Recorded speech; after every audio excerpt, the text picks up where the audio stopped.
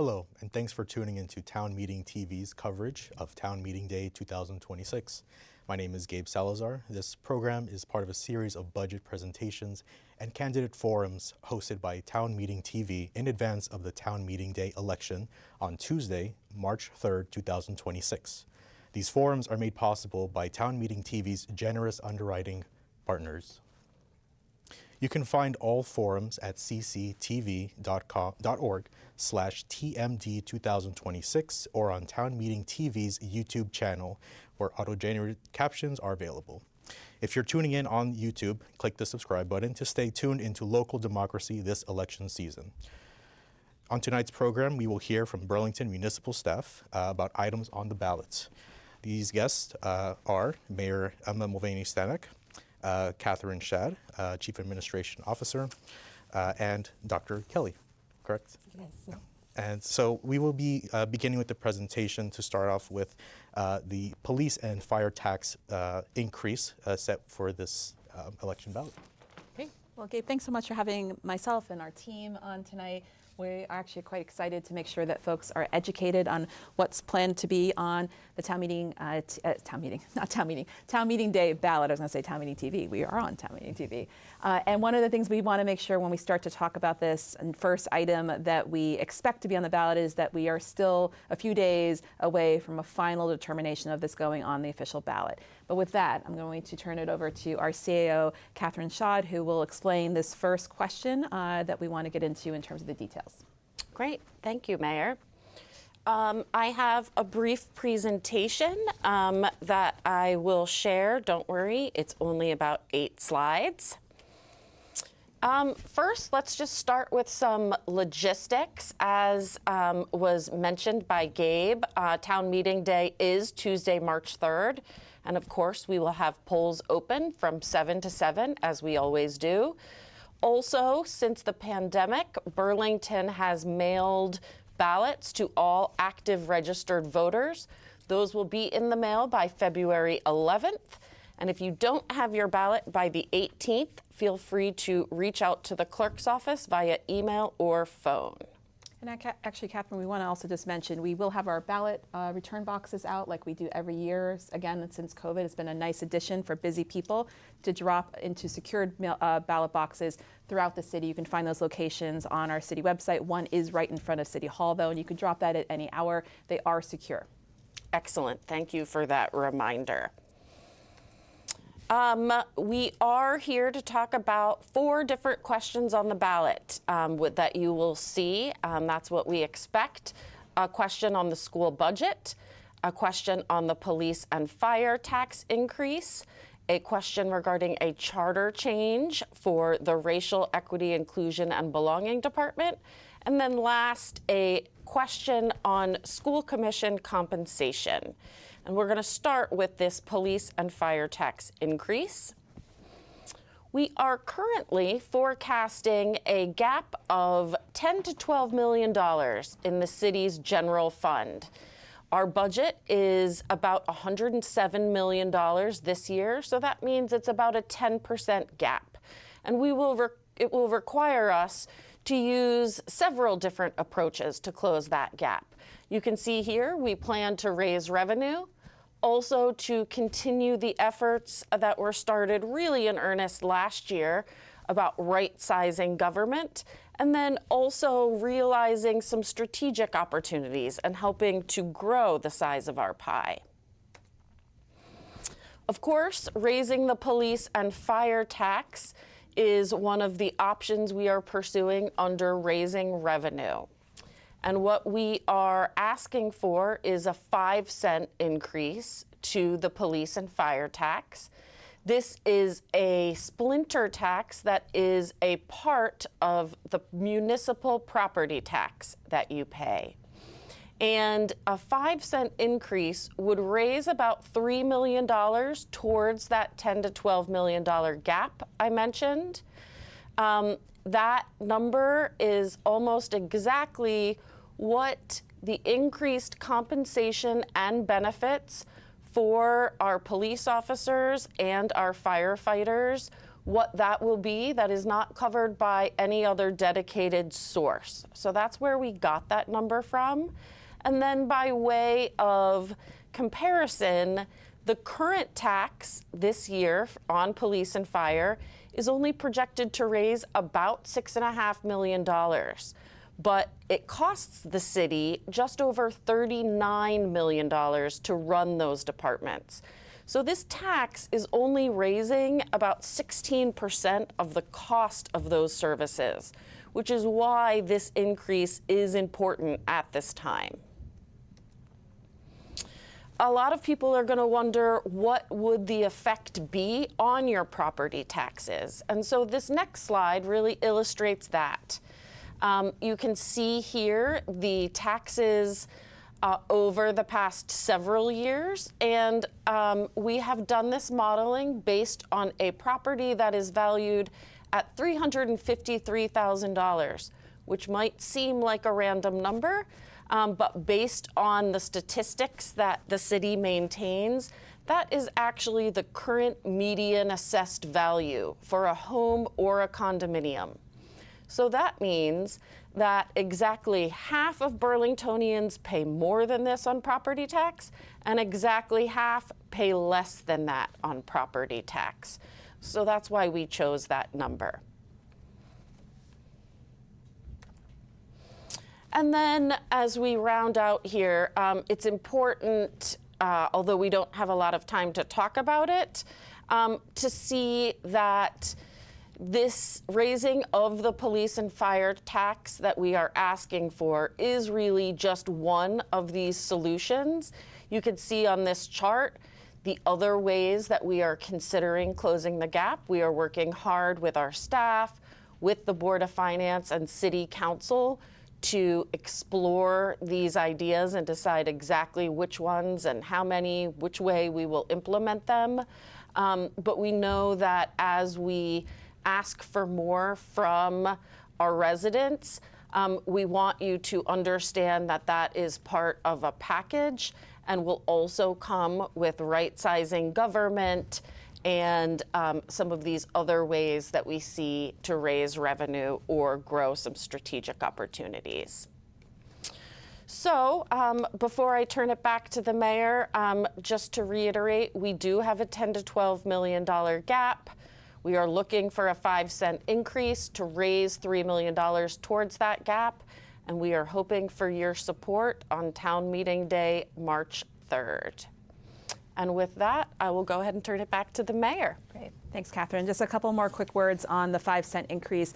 We are actually starting the budgeting process much earlier than even last year, and we had started even earlier last year. It is an interesting practice in Burlington where the budget development process actually doesn't usually start in great detail until after we are through town meeting day. And so we know that part of our diversified approach would require some amount of revenue increase, a request to voters for that tax increase. And so we started earlier to make sure we could get a handle and have some real numbers to work with the other strategies to close that $10 to $12 million budget gap. Catherine and I could talk for many hours around how we got here, but the budget gap has really been growing for a number of years in Burlington prior to my administration through to choices by prior governments, which is fair, but it's also part of COVID and part of an over-reliance on a lot of one-time sourced monies that now the state is also facing those challenges of right-sizing its own budget. And our strategy continues to be, how do we think about a balanced approach? How do we not overtax residents and make sure that we are moving the city to a more sustainable budget, but keeping it affordable for taxpayers and being very thoughtful of when and if we ask for a tax increase. There are real numbers behind that. There's a clarity of why.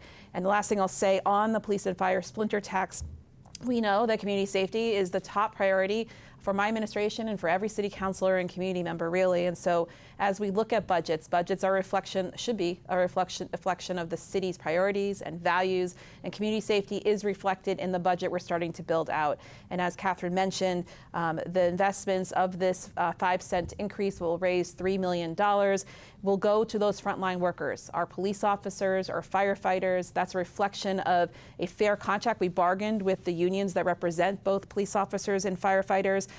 which is in part strategic to retain these hardworking first responders, but also to recruit the numbers we need for what Burlington faces and to make sure we have safe staffing for those individuals. So we think this is a balanced and responsible approach. And it is an authorization, meaning that voters would allow us to use up to 5 cents on this tax. And as we continue to work very diligently on the budget, if we need to use all 5 cents, we'll make sure we justify why.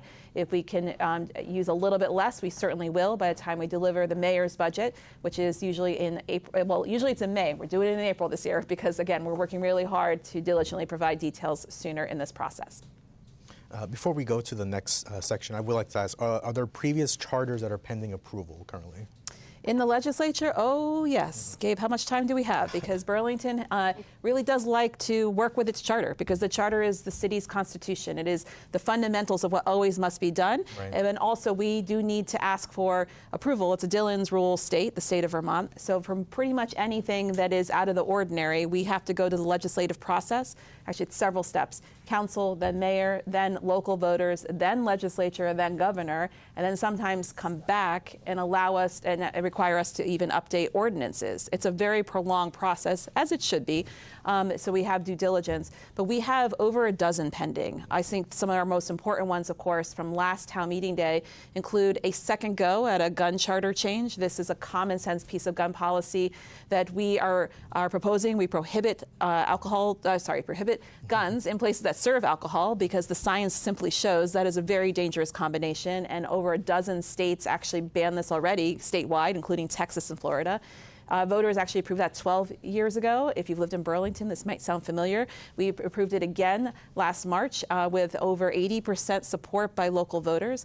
Another important one last year was on police oversight, to make sure we have a community oversight process. This is an outgrowth of important conversations we started in 2020 in earnest after George Floyd's murder, and really trying to reimagine how we do community safety in a responsible way and in a transparent way for folks who are really sworn to keep our community safe, but also we have seen what has happened over decades in this country. And then a couple other important ones related to renters' rights. Again, there's more than a dozen, but the two other important ones on renters' rights are the just cause eviction provision, which the city passed probably almost 5 years ago now, and it's been stuck in the legislature. I'm hopeful for a statewide law relating, or bill related to housing coming through the legislature, and it's been signaled that just cause might be addressed there, because the cities of Winooski and I believe Essex and others have actually also followed Burlington's lead. Just cause eviction, essentially in a nutshell, would require due process for renters. So unless there was something illegal or unsafe happening, renters would have more protections from being de facto evicted or just evicted straight out from their housing. It's a fundamental of housing being a human right component. And there's another component on renters that we are asking for folks to allow stronger notifications for rent increases. We have a provision already in our charter. This would make it a little bit more pro-tenant.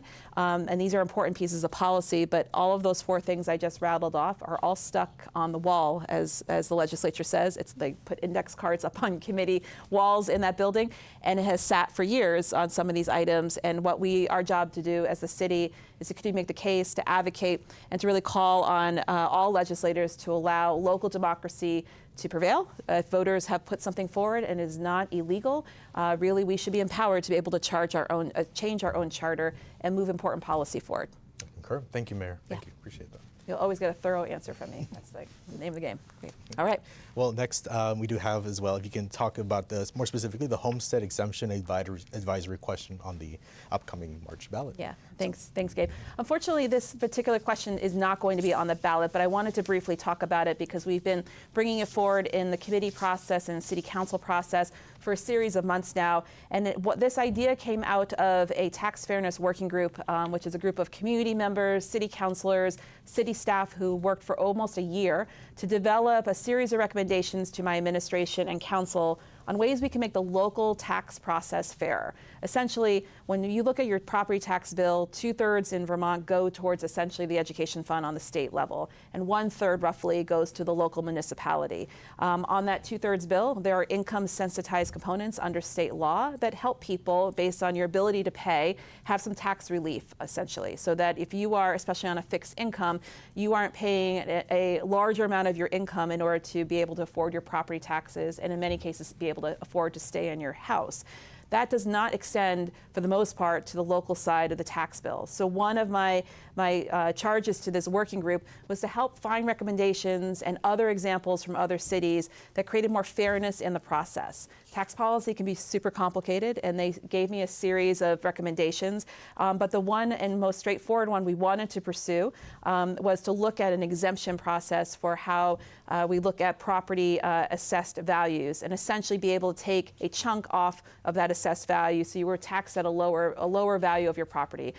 This is done in many places to help with this piece of affordability, and the idea being this would benefit low and moderately valued houses in the city, and would give about 2/3 of Burlingtonians some level of tax relief for folks whose homesteads, their primary property, is lower moderately priced. And it's one piece, and it's not the end all, but one piece for us, creating a little bit of more fairness in a system where assessments in many communities, just based on the mechanics of the reassessment process, has created an inequitable system for lower to moderately priced properties, where they get basically assessed at a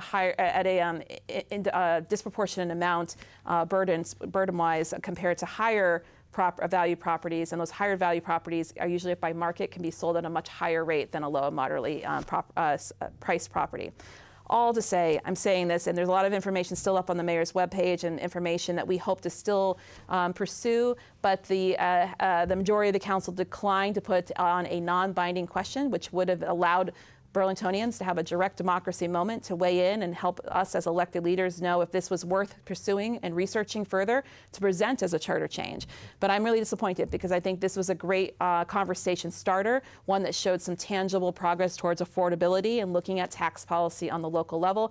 And I do hope that we can prevail later, perhaps with a special election, maybe later in 2026. Well, thank you. Turning to Dr. Kelly, we do have the upcoming charter change that is on the ballot question, which was approved by the City Council, I believe, back last year, towards the end of last year. So this one will be for the proposed charter change, establishing the Office of Racial Equity, Inclusion, and Belonging. So would you like to describe what kind of that charter change would entail? Sure. And so we know, I think most folks watching, that our charters are governing document. It says what offices, have permanence, right, in our operations. And so what we are looking to do is put the Office of Racial Equity, Inclusion, and Belonging in the charter, make it a permanent part of our city government. Something that I think is really important to name is that this work is not new, right? Currently, between 2020 and 2025, it has been operationalized as REIB. But Burlington has a well-documented history of having and moving forward diversity, equity, inclusion work, particularly in the city government. And so what we're really looking to do is make sure that it doesn't matter who the mayor is, who the governor is, who the president is, we are codifying that decades-long standing commitment to this work. And asking voters to stand with us in that, really to ensure that every Burlingtonian has the opportunity to thrive, to have access to services, and to really be able to participate with fullness in our local democracy in a way that allows us to break down barriers, right, and to figure out how we don't have a cookie cutter, one size fits all approach to anything we do.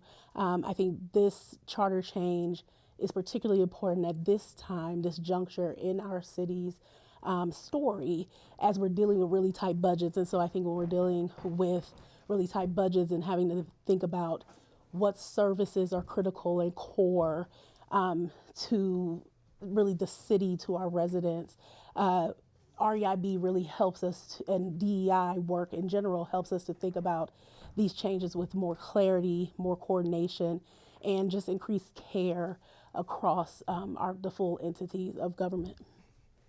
I mean, I did have a kind of a question, but so are the distinct elements of racial equity, inclusion, and belonging synonymous, or are they separate kind of goals and actions that should be created by the city charter in that application? So are we talking about like quantifying or assessing? How do we know when we're successful at the new charter, right? When the new office is created, what would success look like? Oh, that's a great question. What would success look like? I think we really want to do some wide-scale assessment. But in my mind, success looks like we have increases in the folks of color, right, are in other marginalized communities who are really in our leadership of our city governments.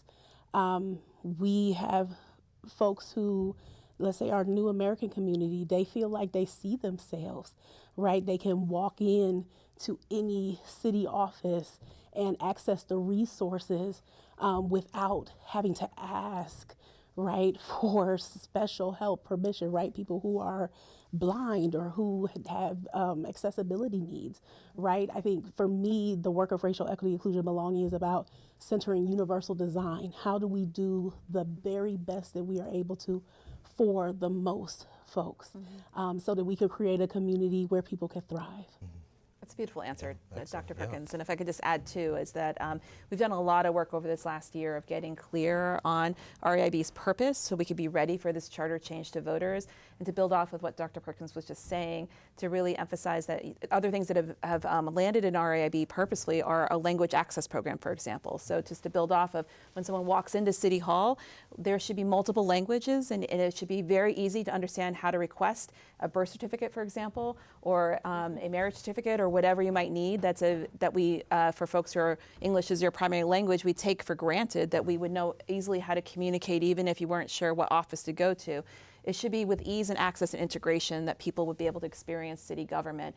Similarly, we have, just to build off the immigrant and refugee component, we had started during 2020, during the pandemic, Trusted Community Voices, which is a component of intentional liaisons to these parts of our Burlington community. And not only is this about, it used to be sharing information one way out, especially during COVID and vaccines and other things, public health issues, but now is really intentional two-way street to know where are we missing the mark with these newer members to our community, a whole host of different issues. And it's not just even related to the simple functions of city government, but how do folks be able to read their electric bills? How can folks interface with the city, to give feedback and to participate in local democracy? These are the kinds of things that are very tangible ways for us not only to engage our residents, because we also have all resident voting in the city. So how do you vote? And how do you know you have that right here, which is a beautiful thing for Burlington?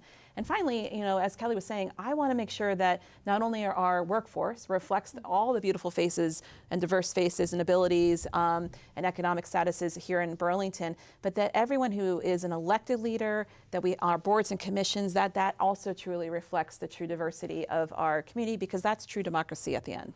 If I could add just one Of more course, thing, because I hear you with the racial equity piece. I think what I would say to folks is that it's racial equity, right? Because really the foundation of our country, right? We can't talk about the United States of America without owning our beginnings, right? Which brought forcibly people here from Africa, right? And also forced out indigenous people who were on these lands, right? And so in order to rectify, right, and to be able to think holistically about solutions that move us forward towards thriving, we got to start at the root cause. And so that for folks is where that is, right? And so this isn't meant to be exclusive. It really is all inclusive. We can do the best for those among us who are the most marginalized. We know scientifically that everyone else will continue to thrive and move up and have meaningful experiences in lives. Excellent. Thank you. Well, the last question to be presented tonight would be the overview on the Schools Commission. So back to you, Mayor. Sure.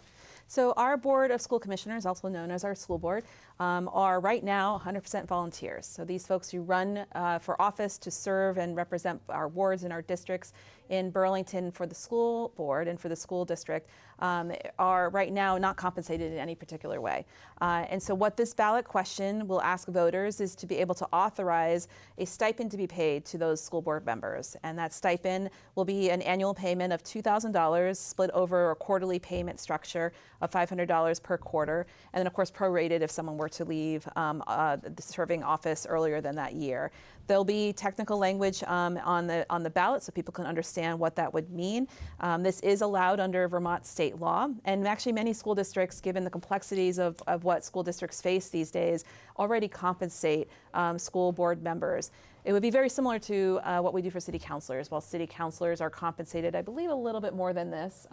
Can't remember. I was a city councilor like 100 years ago, so I think it was less then. But it's important because when we talk about back to equity and inclusion and ability for people to serve in local office, it is many hours of work, and you want to make sure people are able to access this and be compensated for their wisdom and their time and their service within a reasonable amount of, with limited resources, of course. This is, I think, a very important measure that will allow our school board, which oversees one of the largest school districts in the state, to be able to be fairly compensated. And this would be something that would be coming out of the school budget. Would not be coming out of the city's budget.